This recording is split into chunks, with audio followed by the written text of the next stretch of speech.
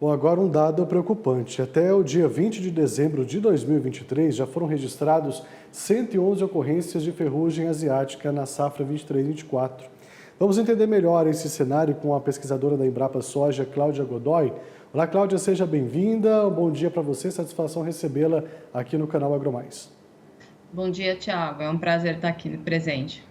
Bom, esses números representam um aumento de 234% em relação aos últimos 5 ciclos, mas de fato ele é muito preocupante, né? Quais os motivos então para tantos casos? Bem, a gente na verdade tem várias situações, né? A gente teve um inverno mais ameno, né? A ferrugem da soja, ela só sobrevive em plantas de soja voluntária, né? Isso acabou facilitando a sobrevivência dessas plantas. E também a gente começou, principalmente na região sul, com chuvas bem distribuídas, né? O que favorece então a infecção dessas soja voluntária. Então, já no início da safra a gente notava uma grande presença de soja voluntária com a presença da ferrugem. E os plantios aqui no sul, no Paraná, na verdade, né, começaram cedo, né? Então a ferrugem começou a infectar essas lavouras, né? E esse ano a gente tem uma situação bastante grave aqui no sul, que é essa ampliação da janela de semeadura, né?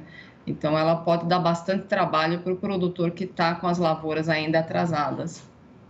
No Agromanhã de hoje eu conversei com o pessoal de Goiás, Agrodefesa, lá eles também estão fazendo esse pedido para ampliar a janela de plantio, porque é uma necessidade também dos produtores, não tem como a gente correr Uhum. disso, né? Mas as consequências que ela traz também é muito complicado, porque se você aumenta esse período de plantio, consequentemente você vai mexer depois na data do vazio sanitário. E aí é que pega, né, Cláudio? O que dá para fazer então nesse sentido, hein?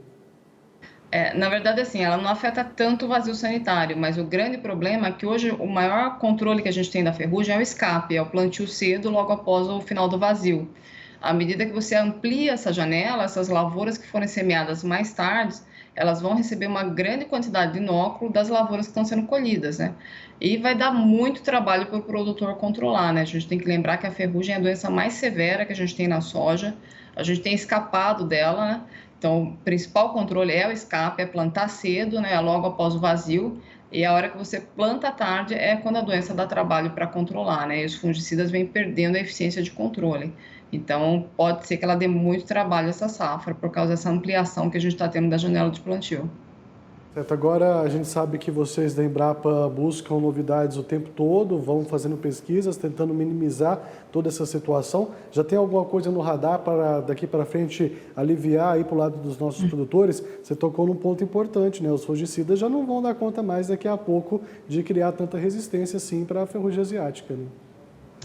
A gente tem várias estratégias de controle dessa doença, né? Então, o vazio sanitário é a principal, escapar da doença também é uma excelente estratégia, né? Mas existem variedades com gene de resistência, mas elas não são imunes ao fungo, né? Então, mesmo essas variedades resistentes, elas precisam utilizar fungicidas. A gente não tem um número grande de cultivares, não tem para todas as regiões, mas já existem as cultivares com gene de resistência que ajudam bastante no controle da doença. E os fungicidas, né? Então, tem fungicidas novos sendo lançados, testados, né? Então, o que o produtor tem que ficar atento é para fazer o manejo correto, associar todas as medidas, né? Então, tentar plantar cedo, fazer o vazio sanitário correto, né? Se possível, utilizar cultivares com gene de resistência e fungicidas eficientes para a doença, para evitar a redução de produtividade. Bom, e ainda tem um outro agravante também, que são as condições climáticas totalmente adversas nessa época de El Niño, né?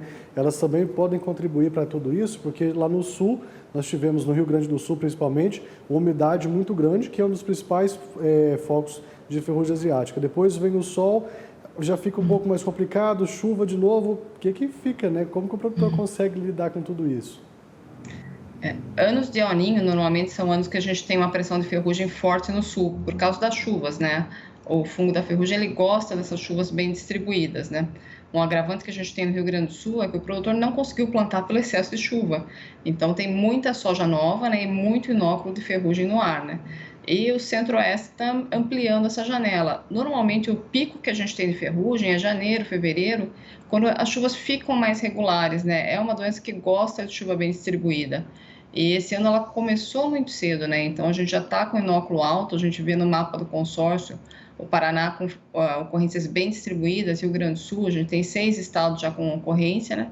Então o produtor tem que ficar atento, principalmente aqueles que estão com a lavoura mais atrasada, porque ela vai dar trabalho para controlar, se continuarem as chuvas bem distribuídas, né? O clima que favorece a soja, normalmente ele favorece a ferrugem também. A situação vai ficando cada vez mais complicada para os nossos produtores, mas é claro que a gente vai seguir acompanhando tudo isso de perto. Então, eu quero agradecer muito a você, sucesso para vocês aí nessa empreitada no combate à ferrugem asiática. Eu sei que o trabalho de vocês é bem árduo, viu? Qualquer novidade que tiver por aí, você volta e conta para a gente, tá bom? Tá certo, obrigada, Thiago, pelo convite para participar.